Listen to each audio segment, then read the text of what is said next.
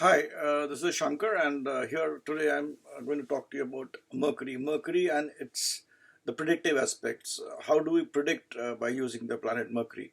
Now, let us understand. We all know Mercury is the ruler of two signs, Gemini and Virgo. Gemini is a sign which actually is akin to communication, computers, advertisement, um, printing, machinery, to some extent, some sports like chess which involve the mind. So this is all what Mercury on one hand deals with. Mercury is also the ruler of Virgo, which deals with competition, it deals with enemies, it deals with diseases, it deals with deaths, and Mercury is the is what? It's basically how we apply mind. The cliché word for Mercury, you remember, is the application of mind. And Mercury, therefore, applies its mind in dealing with competition, which is the most important thing as far as profession is concerned, dealing with your enemies, dealing with debts. When you deal with debts, actually it becomes mergers and acquisitions, stock exchange, finances, um, capital ventures, anything which you do, any business you do. Mercury then plays a very important role. And this is what the sign Virgo deals with. So its application of mind while dealing with enemies, diseases, and debts is what the sign Virgo deals, and that is what Mercury deals. And rightfully, therefore, the exaltation sign which has been put for Mercury is a Virgo. Virgo is also by itself a sign which likes to imbibe knowledge, it likes to collect knowledge, it likes to put the knowledge within itself and use it the right and appropriate place, and that is what Mercury likes. Mercury is not a person who, basically, when it is exalted, it does not like to uh, collect knowledge and then explain it to others. It doesn't want to make knowledge become wisdom, but it collects the knowledge and uses it for its own self, for its own purposes. So that is also a very important aspect when we talk about Mercury. Now, when we talk in the Kalpurish also, Mercury is the ruler of the third and sixth house, which I have explained to you. And the second thing which I give a lot of importance is the Kartatva. Mercury is the Karak, or the Karak house for Mercury is only the fourth and the 10th house. Fourth is because it deals with education, it deals with, getting happiness in this present world. How do you, feel happy and become happier? So Mercury is very important there. So Mercury deals with fourth house, and the 10th house is for profession. So it is the Kartatva for the fourth and the 10th house. A profession without a good Mercury can never be, you can never be successful.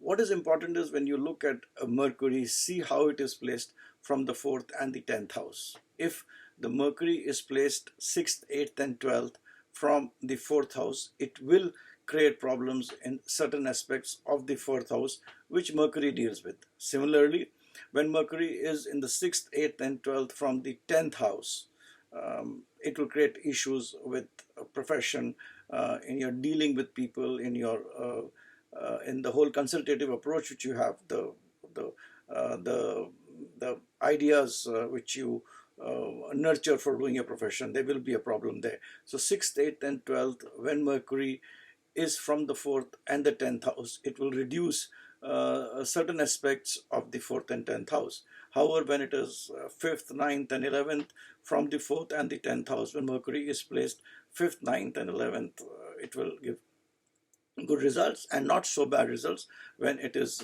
placed second also from the fourth and 10th house. But it will give good results when it is placed 5, 9th, and 11th from the fourth and 10th house. That is how you have to see Mercury as a Kartatva from the fourth house and from the 10th house. Uh, Placed 6th and 8th and 12th, it will not give good results, while when placed 2, 5, 9, and 11 from the 4th and 10th house, it will give good results. So this is a way where you can quickly see, how powerful your Mercury is, and, whether it will help supporting as in Kartatva for your 4th and 10th house. Also, when we're discussing about Mercury, those who are born on Panchami and Ashtami of the new moon, and then on the 10th day or the 16th day of when the moon is waning, Panchami and Ashtami, and consequently when the moon is waning on the 10th and 16th day. These are the two dates when, I have seen that Mercury, the houses ruled by Mercury, that is Gemini and Virgo, that is the lordship of these houses, uh, for a person who is born on Panchami and Ashtami, and consequently on the 10th and the 16th day, they will not fare well. There will be a kind of a suppression, there will be a kind of depression in the houses, in the lordship of the houses ruled by Mercury. Check it out for me and let me know. Now, let us come to a very important aspect, is conjunction of Mercury with various planets, and this is what is basically and primarily I'm making this video for. Mercury is the planet which is very close to the Sun, and Mercury is with Sun mostly, and people call it the Buddha Aditya Yoga. But let us be very careful when we analyze the conjunction of Mercury and Sun. My view is, whenever Mercury is combust, it loses its power. It loses a lot of its power because because it is combust. And let us understand that what happens when Mercury is combust. You don't have to really get into it, that if Mercury is combust, a person will not have any will not have any intellect and will not have any gray matter, will not be able to apply his mind. That is not the thing. When Mercury is with Sun and it is combust, what happens? The persons have the habit of using the mind. There's always a chatter in the mind. They will always replay things for a particular issue. Like tomorrow somebody has to go for an interview and he has Mercury and Sun very close to each other, and Mercury is combust. That person will throughout the night, his mind would be chattering as to what he has to say in the interview, what not he has to say, what questions will be asked, how will he answer. He will use his mind to the maximum extent. But while he's facing the interview, he will not be able to talk much about it. It was all a thing within himself. This is what happens when Mercury is combust and is with Sun. And obviously, this is not a very good thing. And the whole advantage of astrology is that one should tell people that these are the negatives and work on it. I mean, this is how astrology should be used. Whether it's a 100% perfect science or not, we do not know. But yes, I have applied this and I have helped a lot of people by telling them this. Now, what happens is when Mercury is not combust, when Mercury is not combust and with Sun, such people are intelligent. They have got a good application of mind. They can actually tell their issues with clarity. And when Mercury is not combust, it is with Sun, it actually forms a Buddha Aditya Yoga. And it also, I've seen in most of the horoscopes of businessmen, they would have Sun with Mercury, where Mercury is not combust. Now, this is how you have to analyze Sun with Mercury and whether it is combust and not combust, and thus the results. The second thing which I have seen is Mercury is the only planet which is in conjunction with the Sun. It can get retrograde and combust simultaneously. So whenever Mercury is combust and retrograde, such people can become geniuses. It also depends on the sign which is placed, the house which is placed, nakshatras which is placed, and what is the status of the depositor. So these things have to be considered, while we actually come to a conclusion. But whenever Sun and Mercury are together, Mercury is combust, but it is retrograde. It produces intelligent people. Such people apply the mind correctly, adequately. And the only thing negative about such people is that they are always upfront in giving their advice. Whether you want it or don't want it, they give the advice. However, the advice will be very prompt, very correct, and one should pay heed to it. So, Sun with Mercury retrograde and combust makes a person a very intelligent person. Depending on where it is placed, it produces one of the best results. Now, what happens is when Mercury is ahead of Sun and behind Sun. This is what, when I do my Bhrigunadi, I cannot explain the various predictions and various reasons behind it. But let's understand, when Mercury is behind Sun, then you will have a spouse who is less intelligent than you. I mean, not literally less intelligent than you, but you will be able to lead. That is, when Mercury is behind Sun, you will be able to lead your spouse, explain things to your spouse, and you will have a better better analytical understanding with her, and you will lead things. You will lead things in the matter of communication, money, etc., etc. You will be better off. So it is good for in our traditional Indian system to have Mercury behind Sun, because then it's the male who leads the thing. Whenever Mercury is ahead of the Sun, then it is your other partner, that is your spouse, will actually uh, will be better off, and the spouse will lead. Suppose, I mean, you're a man, then it's the woman who will lead the things when Mercury is ahead of Sun. So therefore, when Mercury is behind Sun, it is a better thing because as a male you would be leading, and when Mercury is ahead of the Sun, it is the other person who is actually leading issues with respect to your with respect to things which govern the communication in your house, or which governs actually the reasoning, and finally, the person who leads, the person who makes the decision would be stronger. So when it is behind the Sun, it is you who would lead, and when it is ahead of Sun, it is the spouse which would lead. Sorry for the repetition, but this was an important thing which I wanted to explain, and try it out, test it out. In most of the cases, you would see that it is right. A very important thing which I want to discuss is what happens is when Mercury is alone. That is, it is the only planet in the house.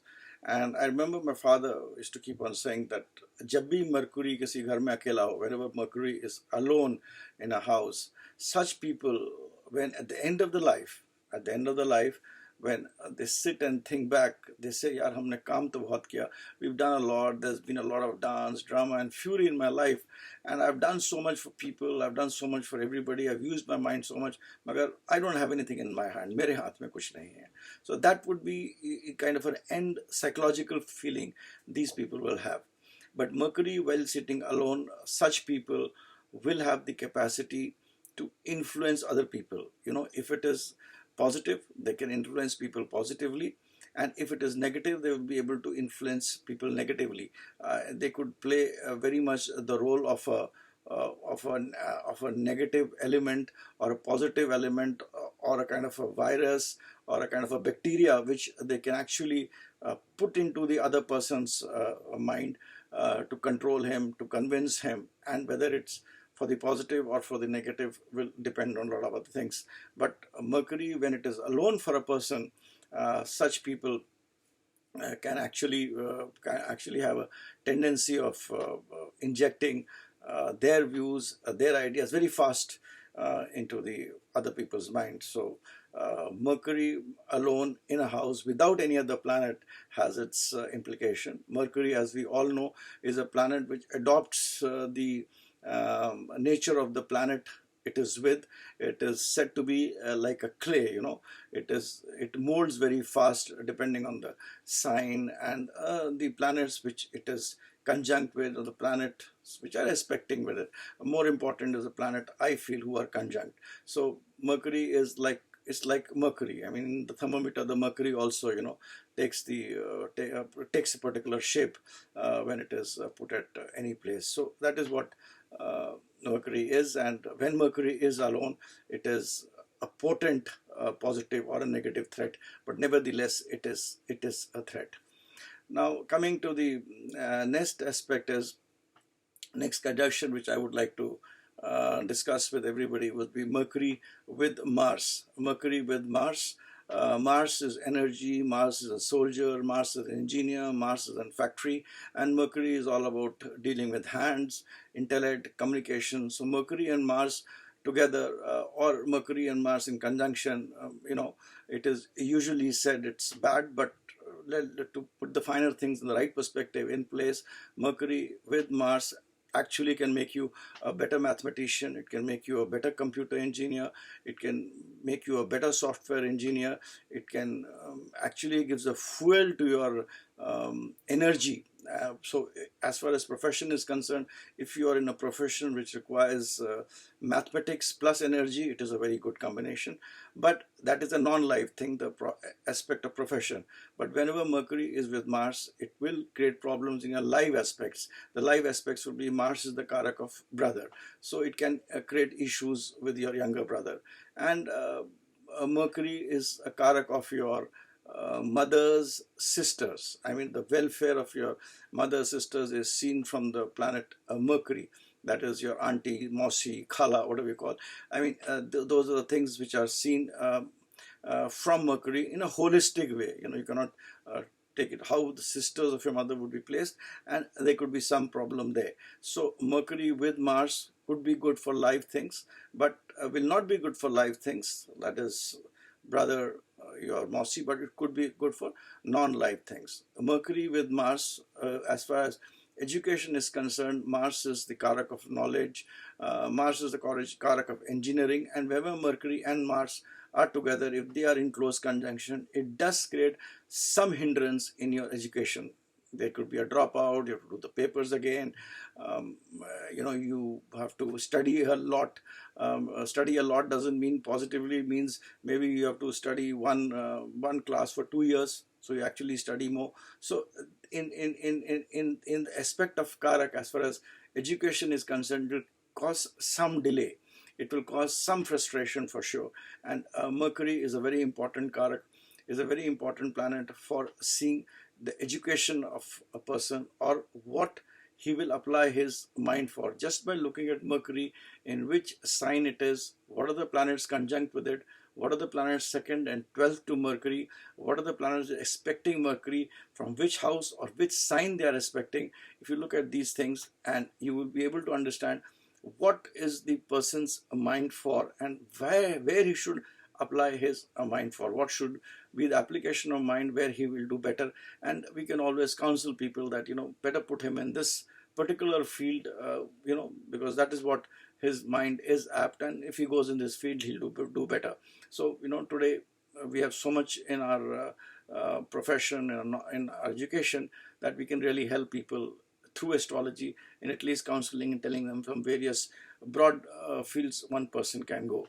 So that is what Mercury as a karak for education application of mind is. And I've explained you Mercury with Mars, which comes to the next thing is, again, people feel that Mercury and Jupiter are, you know, enemies to each other, and Mercury and Jupiter create a lot of problems for each other.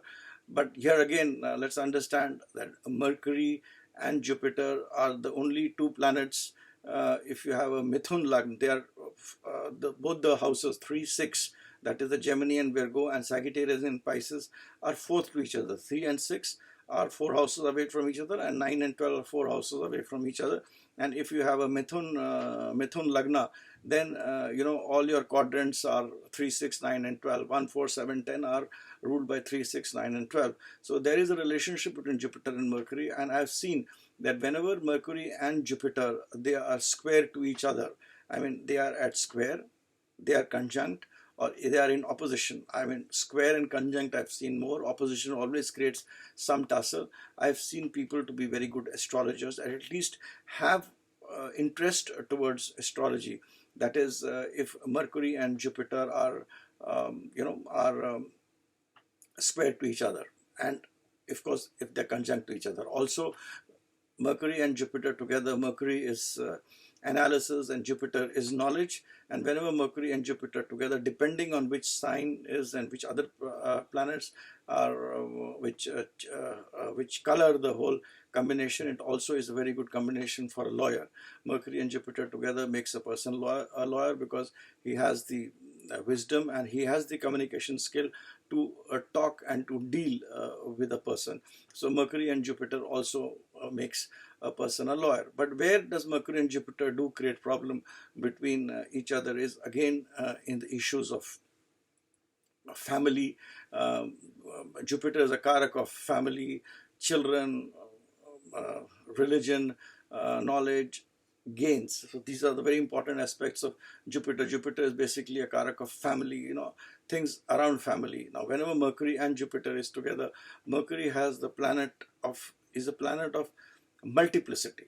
It tries to multiply things, So it is because of this nature of Mercury, which is important. Remember this: Mercury tries is a planet of multiplicity. It multiplies. So whenever Mercury is with Jupiter, it it may create issues with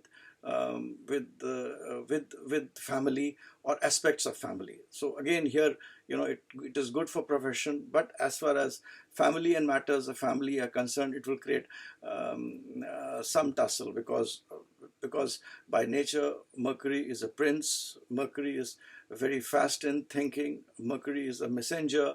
Mercury is not a very great follower of the rules. It is a very planet which is very impulsive in nature. It is a planet which takes quick decisions, which is not very akin to Jupiter when Jupiter is dealing with family and family matters. It wants to get away from the tradition.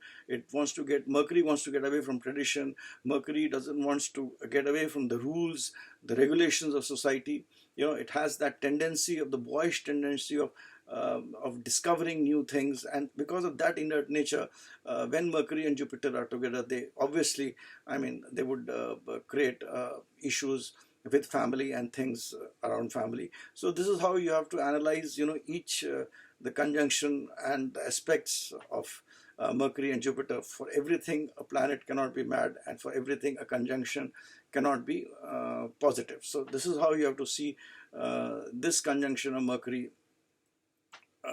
and Jupiter, which I have tried to explain you in details. Mercury is, however, happy when it is with Saturn, because Saturn is knowledge. It is solid knowledge. It is slow. It's like wants to help. And when Mercury is with Saturn, it actually helps Saturn in deciphering a lot of things and taking it forward. It adds to the solidarity of Saturn, because Saturn intrinsically can handle Mercury. So Mercury and Saturn is a very good combination to have. Similarly, Mercury and Venus is very good. They're very good friends. And Venus is a planet of pleasure. It's not the planet of desire. Planet of desire is Mars, but it is the planet of pleasure. And Mercury is also a planet as a boy, as a messenger, as a prince. It likes enjoying. So it gives its energy to Venus, and Mercury Venus together actually is good for your day-to-day life. In fact, if in an horoscope I have seen that if Mercury, Venus, and Moon, they are well placed, your day-to-day life is good. You will not have much of problems. You leave the bigger outer planets. If these three planets are well placed in your horoscope, then your day-to-day life is actually good, and things are taken care of. Food, clothing, shelter, pleasure, within certain parameters that will depend on the overall horoscope and its strength. They take care of it. Mercury, in a way, understand this particular thing. Mercury is, in a way, is like a Rahu. Mercury is a positive, if you have a point in between, the positive energy is Mercury and the negative energy is Rahu. The only difference between Mercury and Rahu is an obsessive energy. Rahu is an energy which doesn't know anything, but it shows that it knows everything. Rahu is also an energy which wants to be fast. It wants to be number one. It wants to say that I want it, I want to deal with it, I want to acquire it, I want to have it. So it's an obsessive energy. Mercury, on the other hand, is a positive energy when it is because it is an energy which deals with the application of your mind. It deals with your analytics. It actually rules your nervous system, your gray matter, the skin, and the things which are dealing with your nerves, nervous system, brain, gray cell. It is that part of it. So it is analytical. So therefore it does not have that obsessive nature which Rahu has. But Mercury, when it is very negative, it can behave like Rahu. So Mercury and Rahu, let's come to this very important combination. Whenever Mercury is with Rahu, it can it can in today's world it can create people, who are superb computer engineers, because Mercury is all about calculation, software, computers, and Rahu is all about that energy which works behind the scene, which is secretive, which is dark, which is obsessive, which wants to use the knowledge of Mercury, and using the knowledge is wants to project it to the world, because that is what Rahu is all about. It's about, whichever planet Rahu is conjunct with, or Rahu is aspected with, it tries to take the energies of those planets, use it in a way, and then project it to the world. I know it all. It is it is the it is what is successful. People are successful today, as you say. If you have to project yourself, you have to actually. It is more important is how you basically tell what you know, not what you know. So that is what Rahu is all about. So Rahu is very important. So Mercury with Rahu can make you a very good software computer engineer, but it can also make you a hacker. Mercury with Rahu can make you a hacker. You can hack. Now, whether you are hacking for a criminal or you are hacking for the state or the police, then again would depend on a lot of other aspects and signs. So this is how you have to see it. But however, Mercury with Rahu may not be very good for your siblings, for your younger brother. It may not be good for your certain kind of a deceit could be there in your nature. You could be a little envious with people. A strong element of envy will be there. It may have an impact on your nervous system. It may have an impact on your brain. Mercury with Rahu, if assuming placed in Scorpio with an aspect of, say, Mars, it can also make you a psycho. It can make you a psychopath, because Rahu gets stifled in Scorpio, and it becomes obsessive, but a negative obsessive energy. So this combination has to be dealt in the way I have tried to explain you. It can make you a computer engineer. It can make you a hacker. It can make you working for the state. It can make you work for the criminals. It can also make you a psychopath. So it will depend on which sign it is played and which other the planets it is getting impacted with, plus the planets which are second and 12 to it, and how the play and the movement of the planet happens. So that was about Mercury and Rahu. Now we come to the last thing, is Mercury and Moon.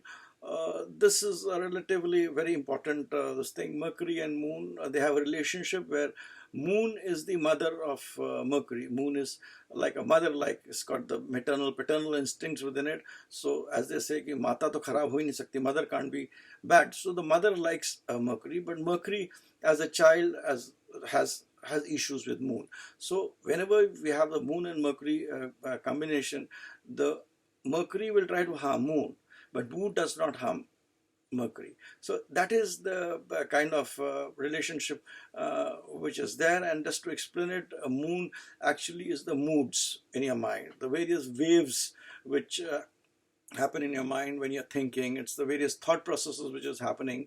So that is what Moon governs, and Mercury is how this thought process and how those moods are gets fructified into action. So whenever Moon and Mercury is together, a lot of times you'll happen, Mercury gives an impetus to the wrong moods. It makes you take wrong decisions, maybe morally wrong, or maybe intellectually wrong, but it tells you, if go where you're going. It will not stop you. It will not, all the knowledge which Mercury has gathered over lifetimes or over that life, it doesn't use it when the moods are negative, and it lets it flow. So such people are prone to taking wrong decisions. And also understand in whose house Mercury is. Mercury, when in the house of Moon, surely makes a person very a little deceitful, very cunning. The person will talk in a way which will have 5 meanings, motives behind it, because it puts a matter of deceit. And if you look at Ashlesha Nakshatra, I mean, today a lot of very big people are some of the big leaders and politicians who have made a name for themselves have been born in Ashlesha Nakshatra, where Ashlesha Nakshatra is basically moon, is that part of the moon which is there. The last part of it is ruled by Mercury. So, the Mercury puts a kind of a deceit into moon, a kind of a trick kind of a thing is there, but it will also depend on the other planets which are there. So Mercury moon is a combination. One has to look at it in a way which has to be analyzed the way I have told you, that it could create an issue where you tend to take wrong decisions. It could get an element of deceit and negativity, but it again depends on which house it is placed in, where it is, how powerful it is, what is the strength. Even in astrology, remember, two negatives can make a thing negative, but two negatives also do not make a planet negative, but it reduces the negative impacts of the planet. So we have to see what are the things which are there when analyzing this combination. And Mercury moon, let's understand, whenever the dasha of moon will come and moon Mercury are together, Mercury will create a lot of problems for moon. However, when the dasha of Mercury is there, moon will not create problems, but as a child it will try to help Mercury, but Mercury will create some issues for moon, as I have explained. So that is how you have to see the dashas also. Whenever Mercury moon together, the Mercury dasha may be better than the moon's dasha. Again depends what is the dasha, which is the lordship of the houses, and which are the other planets which are there, which are the planets second, 12th to it, where is the Kartatva, and so many other things have to be seen while we analyze it. Also, when I'm talking about dasha and antasha, it's also said that Mercury dasha and Mars antar will not be good. Yes, Mercury dasha with Mars antar I've seen mostly, just like I've explained you for Jupiter Venus and Saturn Venus. Mercury Mars dasha is not good, but whenever Mars is debilitated and there is the dasha of Mercury in the antar of Mars, it is not bad. If the Mars is strong, it will going to create problems. And this I've explained to you while I have talked about the Mercury Mars conjunction. So this is how you have to analyze various aspects of Mercury. We've talked about Mercury as a planet. We've talked about Mercury's Kartatva. We've talked about what does Mercury deal with. We've talked about Mercury's conjunction with various planets. Mercury in our body is the owner of our nervous system. It's the owner of skin, because as soon as we have anxiety, the first thing which gets affected is the skin. That is where all the response system is there. So the brain sends the response there. So it's a very important thing that skin is ruled by Mercury, just like the nervous system is ruled by Mercury. Also, Mercury also rules for anything in your body which is there lying extra. Things like if you have appendicitis, I mean, that is a problem which can happen only if Mercury is not good, and Mercury has issues. It is connected with 8th and 6th house, also aspected by Mars. So anything which grows in your body separately, it falls under the purview of Mercury. Mercury, as to be seen while we look at a disease. Mercury rightfully is debilitated. I've already told you about the exaltation of Mercury, but I forgot to tell you about the debilitation. Mercury is debilitated in pieces, but Mercury in pieces, in debilitation, should not be taken bad, because that is good for certain group of people, like when people are writers, philosophers, talkers. Then Mercury in the house of pieces actually adds to it. Mercury is the last sub of Mercury, the last nakshatra of pieces ruled by Mercury, because that is the place when your buddhi becomes Buddha. So Buddha is not very good when we talk about things in Kali Yuga, but astrology is all about how we are dealing with the world. So it is not a great thing to have a Mercury in pieces or Mercury debilitated, but nevertheless, in today's Kali Yuga, when we have a lot of gurus and the whole philosophy of religion is changing, when there are individual gods, individual gurus, individual philosophies coming in, perhaps this Mercury plays a good role in in making such people happen, positive or negative. Again, we have to analyze. So this is my first take on Mercury as a planet. And Mercury, while we see Mercury, see the first thing you have to see in Mercury is where it is placed. And with Mercury, as I've already explained to you, they can actually tell what the person can do in his life, or where he can fit in into his life. And then various other aspects, while I've talked about Mercury, Sun, and various other things I've explained. I hope you'll find this video interesting, and this is based on my knowledge of the Bhrigu Nadi system. And it's not possible for me to explain everything, but I've just given you certain pointers and indications which you should try, but not try them individually. Try them collectively with other things, and you can always discuss with me. Write to me on my email ID, and I will reply to you whenever I get the time. Thanks, and bye for now.